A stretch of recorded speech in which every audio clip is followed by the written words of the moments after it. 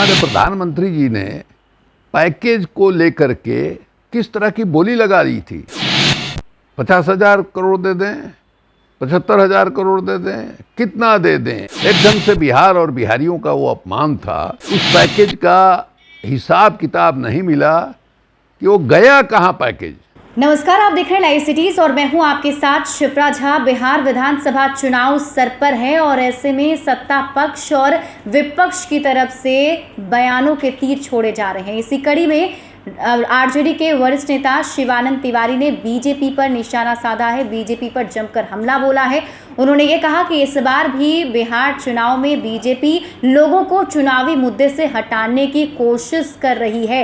यही नहीं, उन्होंने पीएम मोदी का नाम लेते हुए भी नरेंद्र मोदी पर जमकर हमला बोला है। सबसे पहले आप सुनिए शिवानंद तिवारी क्या कुछ कह रहे हैं। बिहार के विधानसभा का चुनाव हो रहा है और कोशिश ये हो रही है भारतीय जनता पार्टी की ओर से कि जो बिहार का मुद्दा है, बिहार के किसानों का मुद्दा है, बिहार के बेरोजगार नौजवानों का मुद्दा है, बिहार के गरीबों का मुद्दा है, बिहार में जो भूख की हालत है वो मुद्दा है।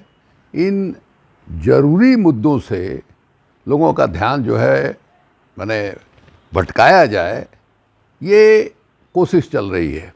नित्यानंद राय जी का बयान आया, कश्मीर गिरिराज जी का बयान आया, मोहम्मद जीना। इनके पास जो असली सवाल है देश के आम आवाम और बिहार के नौजवानों का, इसका जवाब इनके पास नहीं है और उससे बचने के लिए इनका तरीका यही है। देश भर में इनकी जो राजनीति है, उस राजनीति का मूल जो है यही है। यही कहते हुए हमारे प्रधानमंत्री जी मैंने 2014 में प्रधानमंत्री भी बन गए।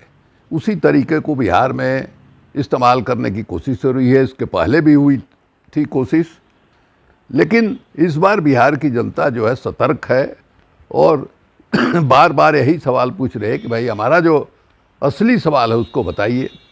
हम इन लोगों से जानना चाहते हैं, दोनों महत्वपूर्ण लोग हैं, प्रधानमंत्री जी के बहुत करीबी हैं, दुलरुआ हैं उनके।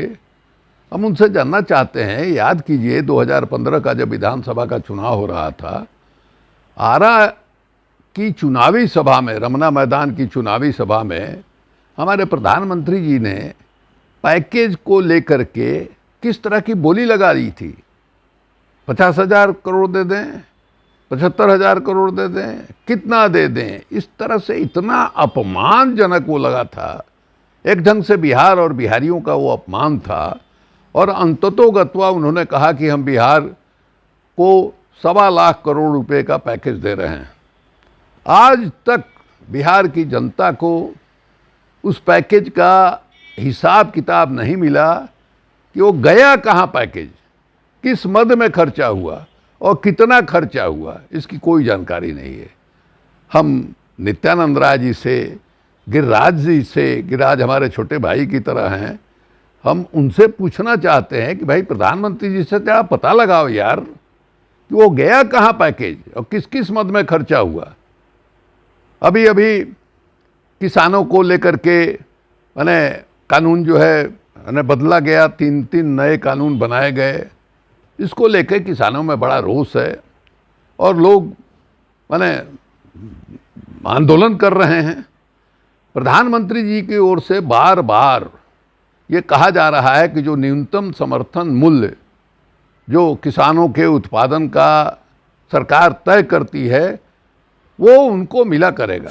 तो सुना आपने शिवानंद तिवारी का सीधा सीधा हमला बीजेपी पर है, जिसमें उन्होंने ये कहा है कि बीजेपी इस बार के चुनाव में बिहार में जो विकास के मुद्दे उठाने चाहिए, जो बेरोजगारी का मुद्दा उठाना चाहिए, कोरोना काल में जो बिहार की बदहाली हुई उसका मुद्दा उठाना चाहिए, तो उस मुद्दे से हटाकर लोगों के बीच में भ्रम फैलाने की कोशिश बीजेपी की तरफ से की जा रही है। यही नहीं, उन्होंने ये भी कहा कि पीएम नरेंद्र मोदी भी जो 2014 में या फिर उसके बाद भी जो सत्ता में आए हैं, जो देश के प्रधानमंत्री बने हैं, वो इसी वजह से बने हैं ताकि लोगों को जनता के मुद्दे से हटाकर नए मुद्दे लाकर, अलग मुद्दे लाकर उन्होंने जो चुनाव प्रचार किया है और उसी वजह से चुनाव जीता भी है उन्होंने, और इस बार बिहार चुनाव में भी कुछ ऐसा ही करने की कोशिश बीजेपी की तरफ से की जा रही है। ज़्यादा अपडेट के लिए आप जुड़े रहिए लाइव सिटीज़ के साथ, और अभी तक अगर आपने हमारा यूट्यूब चैनल सब्सक्राइब नहीं किया है तो सब्सक्राइब कर लीजिए। ये वीडियो अगर आप फेसबुक पेज पर देख रहे हैं तो पेज को लाइक कर लीजिए, साथ ही साथ आप हमें ट्विटर पर फॉलो करना मत भूलिएगा।